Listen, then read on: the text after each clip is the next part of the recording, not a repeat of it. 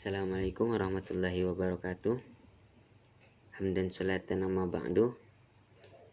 Yang saya hormati Bapak Pengampu Mata Kuliah Bahasa Indonesia, Bapak Septian Utut Sugiyatna MPD, dan yang saya hormati kawan-kawan seperjuangan, khususnya anggota kelas 1G dari Prodi Pendidikan Agama Islam.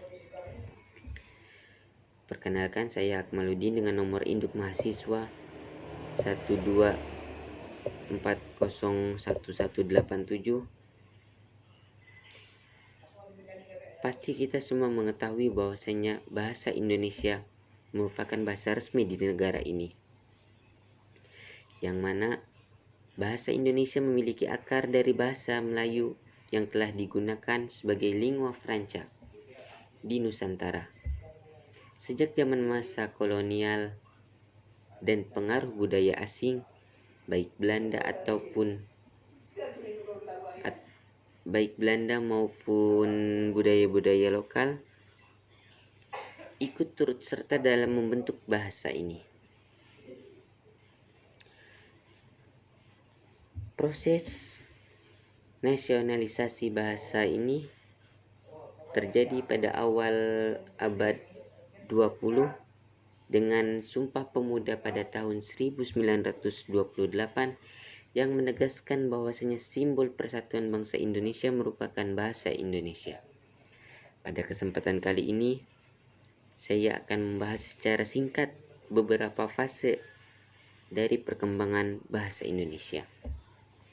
Adapun fase yang pertama yaitu fase prasejarah, yang mana kita ketahui bahwasanya fase prasejarah atau bahasa Indonesia ini memiliki akar dari bahasa Melayu kuno yang telah digunakan di Nusantara dengan pengaruh berbagai budaya termasuk Hindu, Buddha, dan Islam. Dan juga bahasa Melayu ini dapat kita temukan di berbagai naskah-naskah kuno, prasasti, dan juga dokumen perdagangan. Adapun fase yang kedua yaitu fase kolonialisasi. Pada abad 17 hingga abad 19,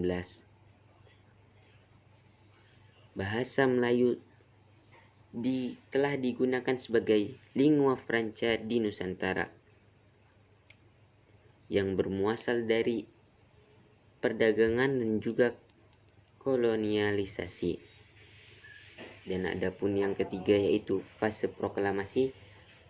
Setelah proklamasi kemerdekaan Indonesia pada tahun 1945, bahasa Indonesia diresmikan sebagai bahasa negara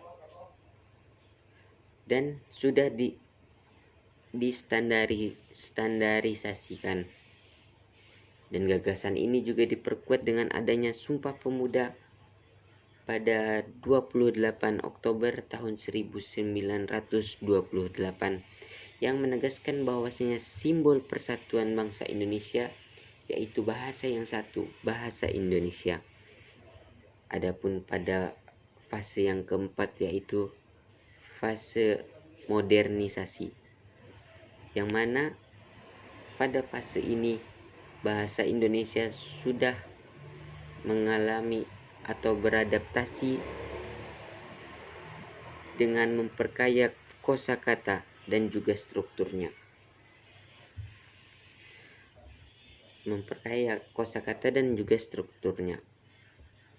Melalui media-media seperti platform Instagram, WhatsApp, Twitter, Facebook, dan lain sebagainya. Dan pada fase yang kelima yaitu fase globalisasi. Pada fase ini, bahasa Indonesia terus-menerus beradaptasi dengan budaya dan teknologi global yang memperkaya akan kosakata dan juga menyederhanakan bahasa Indonesia agar lebih mudah untuk dipahami. Masing-masing dari fase tersebut menunjukkan bahwasanya Indonesia memiliki ragam akan Indonesia memiliki akan keragaman budaya dan kaya akan bahasa.